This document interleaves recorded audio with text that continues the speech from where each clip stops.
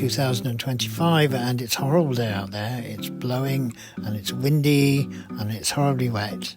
But I'm in the cosy home of Nick and Dee here in West Charlton, which is just across from where station meetings happen. So they're in a lovely, convenient place to go to their monthly meetings. Anyway, here we are with Watchkeeper Spotlight with Nick and Dee. So tell me a little bit about what brought you to Povall, what brought you to watchkeeping? We met the committee in the pub. Oh, right. It's the first night we moved down here. Yes, we decided to have a meal at the pub because we had nothing in the house except a bed. Because the removals decided that they were going to move the stuff in the next day instead of the day that we were actually coming down. But we didn't know that until the day the truck left the Midlands. We were standing at the bar and we met two lots of people. We met the bellringers, who it was their bell ringing night, so they were all there. At Charlton. Once a month. And the NCI were there, which is unusual. Because it was a Thursday. We'd already stayed at the Ashburton Arms for one weekend when Before we were house bought, hunting. see what the place was like, really, the area was like. And so we'd sort of got to know the landlord a bit, and he turned to us and he said, "I'm going to embarrass you now," tapped on the bar and said, "Just want to introduce you to Nick and Dee. They've just moved into the Barns. You know, I hope you'll make them very welcome," which was lovely. So everybody sort of knew who we were. You told the bellringers that we were actually going to be residents, not holiday homeowners, and they immediately, beamed on their faces. Because do you both ring? Yeah, Yes. we've rung for years. And you'd already rung, so so we know what we're doing. Right for... Yeah, absolutely. Yeah. And then we went to have a word with the NCI people because we didn't really know who they were, and got chatting to them. It was Leslie was one of them, wasn't Leslie was one of them, yes. And I thought, I quite fancy wearing a uniform.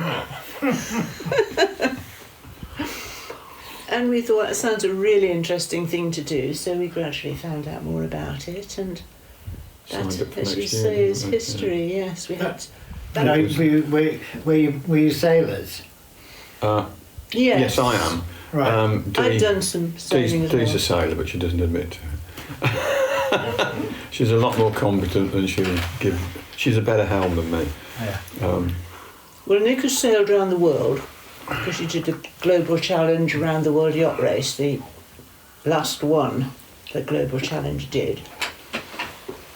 But I do warm water, warm temperature, island hopping, that sort of thing. That's what I really like. I've done a bit round here, but not very much. I sailed to Southern Ireland on my 4th attempt. I said, no more, and then they persuaded me to do one more. And we got there. And we got there. I've got photographs of me helming round the Fastnet Rock 4 times. I was so pleased to get there, and they were all taking photographs of me. I was chartered accountant in a small provincial practice. Right. And I was getting fed up with it, really, which is why I signed up for the Global Challenge.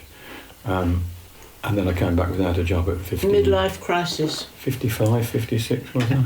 It was 2004 we went, so I would have been 55 when we went, 56 when we came back. Didn't want to do anything in accountancy again. And eventually I went as a temp working for the Insolvency Service. And I thought, I'm not going to fancy a civil service job, am I really? But that was great, they were nice people, and the best thing about it was that I went out the office at night and it wasn't my problem. And actually I've only just really retired because I then went and worked on the South Sands Ferry for, first of all, 2 days a week and then 1 day a week. And I've said I'm not going to be rostered again. I'll go and help out if they're stuck, but it's... But you got such a buzz out of it at first. Yeah. You came back the first few days. Well, it's I great. can't believe this. I'm on the water all day and I'm being paid for it. Yeah, we turned back once when we hit because what controls whether we run or not is what's the swell like down near the bar, and whether we can actually land on the sea tractor, because if there's a big swell coming in, it has been known to actually run down the feet of the people sitting waiting to get on the ferry, you know, and we stop at that point. And we were coming down past the Castle Point, and I wasn't driving, fortunately, and we hit a really big wave, and the boat really plunged down like that, and the skipper said to me, so I thought we were going to lose the cabin roof there. We turned around and went back. So, but it's interesting the number of people who come down to White Strands and say, well, it doesn't look very rough there. Why have you stopped? And yeah. So you came to the pub on that first night and immediately got recruited into the bell ringing team. That's right, yeah. Can you come and ring for us at Southpool on Sunday? Yes. And then we had coffee afterwards, didn't we, after the service? And somebody came up to Dee and said, what are you looking for? And she said, well, I'm looking for one or two choirs, either Stanborough Chorus or West Almington Singers. And it was one of our watchkeepers, wasn't it? She's retired. Sarah Prosick. And she said, well, I'm in Stanborough Chorus. I'll pick you up on Monday and take you. So you can't, but, you know, if you put that in as it is, people won't believe it. But before a week was out, she'd got into a choir, we'd got into the ringing. We can't get out of it now. And we were very interested in the NCI. Yeah. There are a lot of churches in this area and not very many ringers. So in each parish, in each village, there aren't enough ringers to keep their church going. So we tend to share them. I'm in charge of Charlton now, which is quite convenient because I live next to it. I said I'd do it because I live next door to it. It's only Nick and I who in the whole of the village who ring. We do Chivelston and we do Southpool, and I'm now doing East Portsmouth, teaching people to ring there. So now I've always been taught don't ring with the coil, it's dangerous, but then we ring with the bells higher, so there's more chance of it tipping over and pulling you up behind it. And they only ring call changes. Yeah, the reason we ring with the bells going up higher is because we ring call changes, and you need to keep on. We ring methods, right. And you need to keep, stopping that bell and pausing and changing speed position, all the time. Yeah. Changing speed all the time. And they also ring with what we call a closed hand stroke. So it's a continuous sound. There's no break in the rhythm. Whereas for method ringing, there's a hand stroke, backstroke mean anything to you? Mm-hmm. There's a break at hand stroke in method ringing, except in Yorkshire, which can't we? It's almost like dialect, isn't it? It is, absolutely, yeah. But I have it. So let's go back to watchkeeping. So you decided to become watchkeepers. Obviously you both had background on the water, but what was it that made you think that this was something you wanted to do? I think partly it was the beautiful outlook, and thinking that, gosh, it's so different from the Midlands where we'd come from. The view was spectacular, and the fact that you were sitting up there but you were still doing some good, and although we don't have much to do with the Coast Guard and the lifeboats, it just gives you a buzz to be part of that wonderful organisation. And I love it when people come into the lookout and they don't know anything about us, and you can explain what we do. And of course they always think we're the Coast Guard, and I'll explain. No, we're not actually. And yes, we get, I was going to say used to, but I still do get a buzz from just being part of that organisation, and you couldn't have a better office than that, could you? And it's never the same twice. It's just wonderful. We sort of made a plan that we'd do one together a month, and then the other two with other people. Which actually you get to know the other watchkeepers as well, which I think is very important, and you have some brilliant, interesting conversations with them when you hear about the history. And I have to admit, the reason that I wanted to do it was that my navigation was starting to slip. And I thought, you know, the paper chart navigation and the computer radar and stuff, it would help me get back up to speed. On this channel will be at approximately 15:45, that is 1545 local time. For further information or a radio check, call Prawpoint NCI on channel 65. Search Prawpoint NCI and visit our website for live weather information and webcams showing the local sea conditions. This is Prawpoint NCI listening on channel 65. Out. So tell me a bit more about your background.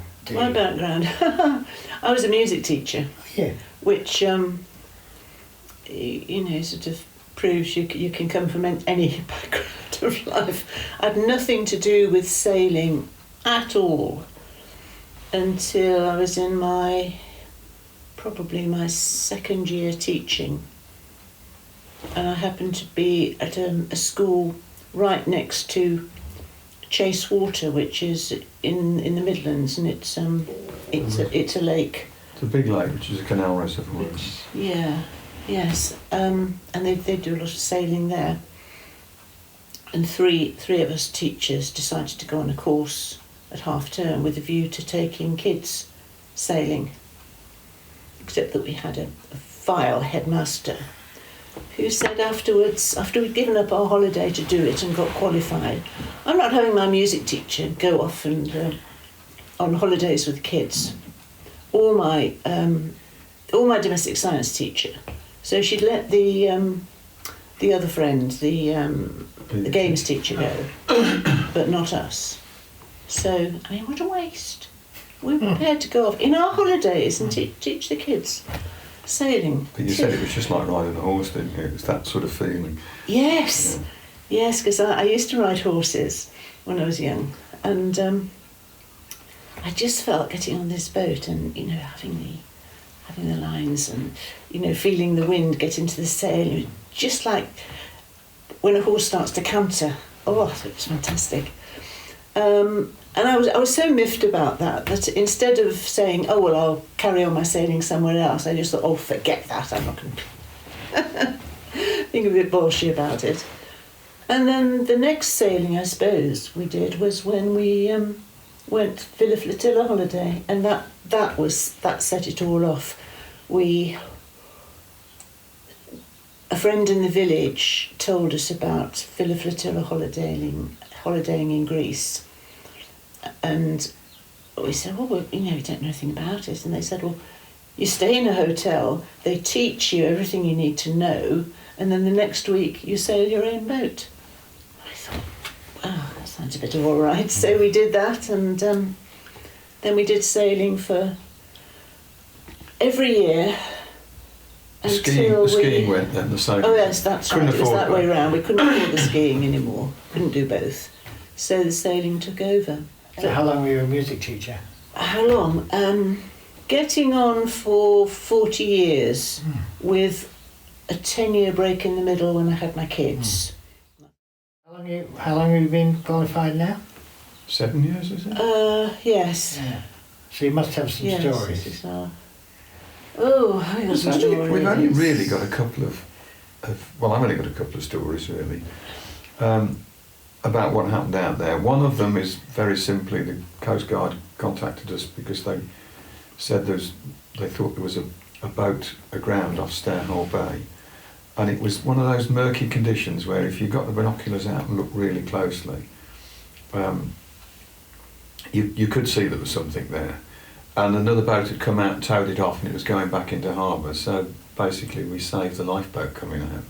And I always say that you know, the fee for taking the lifeboat out was probably the same cost as running our watch for a year, you know. So, and the other one was the other way round. It was a fishing vessel that broke down fairly close to the lookout, wasn't it? And we got an engine breakdown, and it was we just contacted the Falmouth Coast Guard to say we got them visual. And they asked us if there was anybody else that could tow them in, and we could tell them there wasn't. So the lifeboat came out for them. And It was one of those interesting ones. I found out later from somebody else that the fishing vessel had got a brand new engine in it, and it had packed up, and it had seriously packed up because the manufacturers replaced the engine under warranty. So one of those things where you couldn't say that was bad maintenance, it was just a bad engine. And I don't think really I've had that much more. Nothing that we've actually been involved in. I mean, when we went to see them at Falmouth last year, and I think it was it Lizzie? Somebody asked, you know, do we really do any good? And they were just so positive. And they said, well, if something isn't any use to us, we won't use it, you know. But we want everything you think of coming in. Don't hesitate, just call us, and if we don't want to use it, we won't. And Phil made a comment, because he's chair of the fundraising now. He said the lifeboat think of us as a helicopter, really. We're 200 foot up and we're looking down and we can see stuff that they can't see there, which is nice. You know, yeah. Yes. So that sort of encourages you to think you are doing something useful, even if nothing happens, you know. Because you do spend a lot of time doing nothing.